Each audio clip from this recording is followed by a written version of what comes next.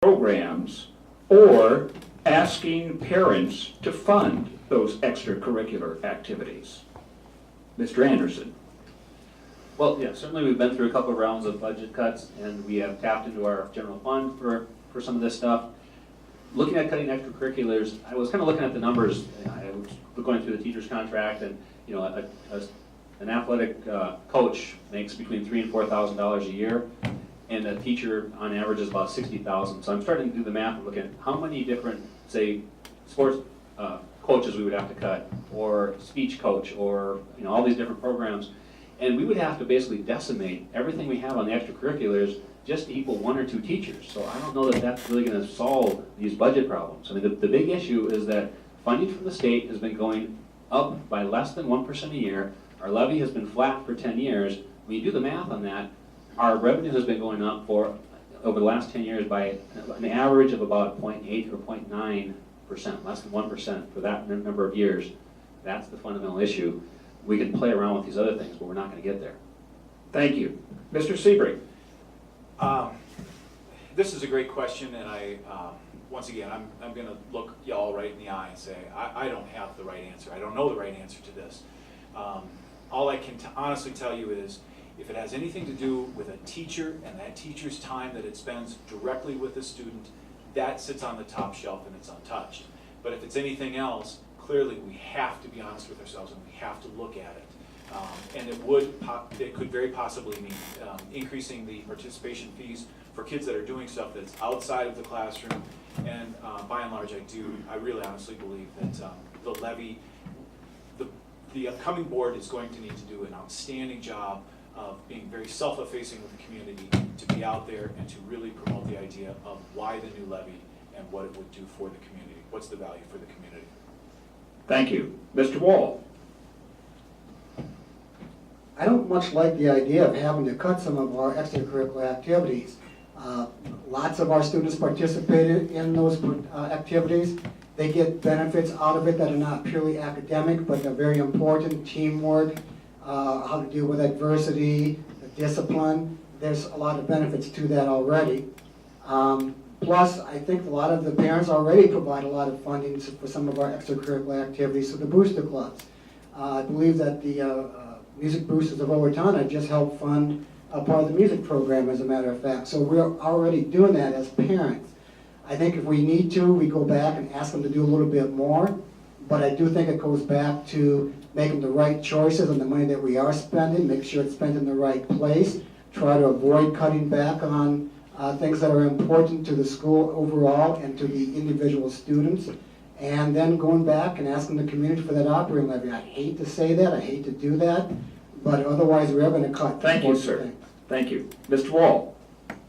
Well, you can look at our revenue and expenditure long-range forecasting, and you can see that we're in crisis mode now in terms of our financial situation. So nothing's off the table, including extracurriculars, but we also have to be smart about how we approach it and get the most impact from our cuts. And Tom can correct me if I'm wrong, and if he buries his head in the table, you know I gave the wrong number, but I think it's less than $500,000 for funding all of our extracurriculars out of a roughly $50 million budget.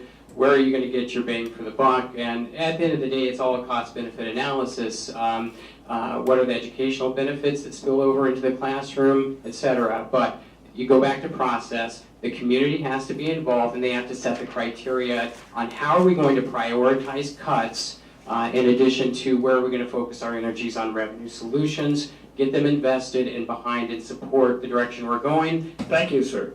Thank you. Mr. Van Nerden. Well, difficult question again. To me, one area that hasn't been mentioned much here is the administrative side. And I really think we need to take, in my perspective, a much closer look on the administrative side.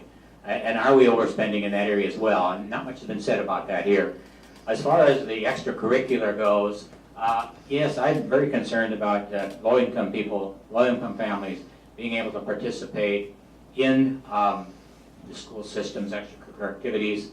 And I would just suggest that maybe our business community can help us in this area by giving scholarships, that type of thing, to some of the low-income kids so that they can also participate just as well as those who can afford the extra fees that may come as we try to maintain our extracurricular activities. Thank you. Thank you. Mr. Sebring, we'll begin the next question with you. And gentlemen, actually, it's going to be 3 questions kind of rolled into one, 3 questions from our audience. And this will be the last question, so I do apologize if we were unable to get to your question today. So I'm going to read all 3 questions, then ask you an overarching question, if you will. The first question is this: will you be able to stand up for what you believe, or will you be just another yes board member? Second question: how would you define the day-to-day responsibilities as a member of a school board? Of those, which are your strongest? And the third: there has been a lot of turnover on the board in the last 18 months. Please explain your current work and family situation and why you feel you would be able to finish your term if elected. So gentlemen, the overarching question is this: how are you personally the right person for the school board? Mr. Sebring. Very often I'm asked the question when I'm out and about, why are you running for the school board? And sometimes I don't know if I should take that question personally or if people are just inviting the question and making nice conversation. It's circumstances like this where you have the opportunity to ask these questions. And that yes ma'am question is a great question. And KJ has done a very nice job today of summarizing, I think, how generally people in Owatonna feel about board membership simply serving as yes people. And I would be quick to tell you the reason that you would want me to be on the board is not only because I'm patient and I will listen to what you have to say, but by the same token, if I don't agree with what you have to say, I'll make sure you understand that, and not in a demeaning way, but as a board member, it's my responsibility to make sure that decisions are made with your input, but the other facts as well. Jeffrey, I need to switch the battery. Can we just hold Oh, it for a one second? moment please, because we're going to make a Sorry. switch on the battery. I don't want Bill to get cut off. Thank you. Okay? All right. Mr. Wall. One of the programs that the school system has been implementing in the last couple of years is a version of the Stephen Covey 7 Habits for Highly Effective People. And one of the most important ones of those is seek first to understand. And that's part of what I will bring to the school board is when something comes up, I'll try to understand what the implications are, both for the immediate situation and for the future, and then make decisions based upon that. As a school board, it's our job to provide vision and direction to the school administrators and then let them implement. We need to be willing to say yes when the time is right and willing to say no when the time is wrong. I will be willing to understand what the situation is, and then whatever I believe is appropriate, I will take that stand and support that in school board meetings. Whether I'm overruled or not, but I will make sure that... Thank you, sir. Thank you. Mr. Wall. Well, I've heard a lot about just being more than a yes person, and I've had everybody at work drill that into me, and I take that role seriously. Hopefully, if you followed what we've done, I think that I've demonstrated, at least in my limited time, that I'm committed to that. You know, there is an issue with whether or not we're going to have an interim and a consultant concurrently running together, and I think I stood my ground on that issue. Which may not have been popular with everybody at the time, but I'm willing to stand the ground. I get paid to do that day in and day out as an attorney at Federated, not to give the answers you want to hear, but to call it the way I see it. I think that's part of my strength. I have analytical abilities as an attorney, consensus building, and advocacy skills that translate very well into the position. And why am I going to stand it out? Well, I've got my kids. They're just starting in this district. They're there for another 10 to 15 years. And I'm committed to be there for them throughout the time. Thank you. Mr. Van Nerden. Well, my answer to the question is that I ask questions. I think that's one of the attributes that I would bring to the board. I ask a lot of questions. And I think that's really important. I'm uncomfortable when I'm the one that has to answer it. I'd rather have somebody asking them. So that's one of the strengths and attributes that I think I bring to the board. Friends tell me that I'm also very good at taking very complex matters and lots of data coming in front of me, and I can zero in on the issue. And I think that's a strength that I have.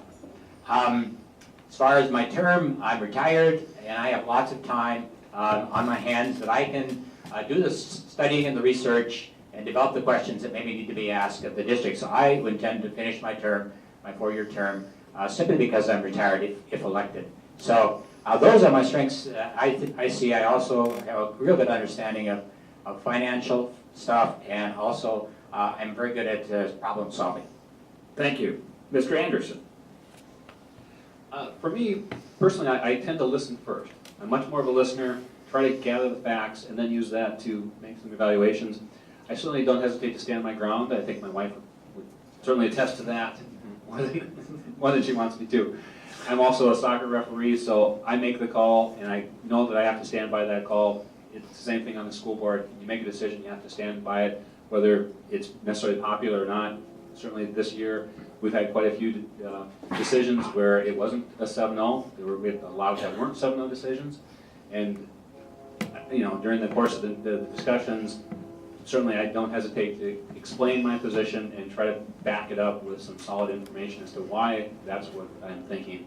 And so far, I think the board has worked very well in working to come up to some type of a consensus as we've discussed issues. Thank you.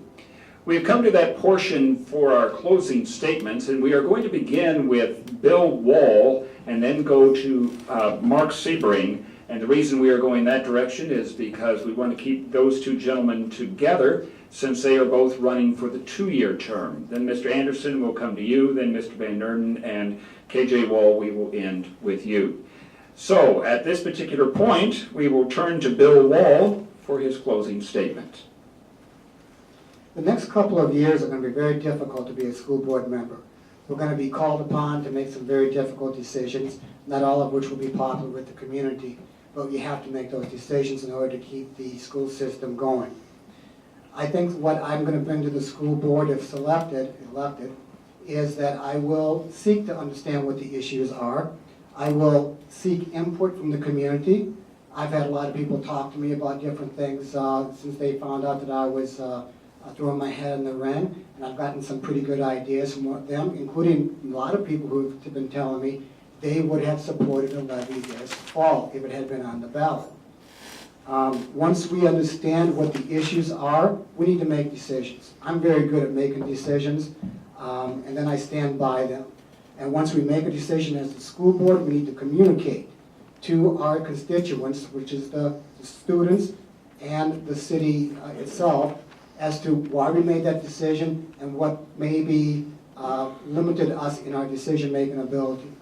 A lot of people will understand decisions that they don't agree with if you explain to them why you made that decision and what the constraints are. An outstanding school system such as we have in Owatonna, it's just central to a strong and vibrant community. We have a great community in Owatonna. I'm very proud to be here and to be a part of it. But the school system is the incubator of developing our future leaders, both for the civic and business activities. If we want Owatonna to continue to grow and be a vibrant city, we need to develop and nurture the students to prepare them for the challenges they would face in the years ahead. And that is what I see as the central role of the school board member, is helping our students become successful. Thank you. Mr. Sebring.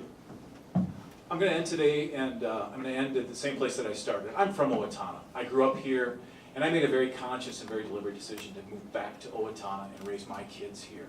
I can take you back to the day in 1993 when I was taking my 2 kids for a walk, and I was going through Lawton Elementary School in Seattle, Washington. Seattle schools were just a mess at that point in time.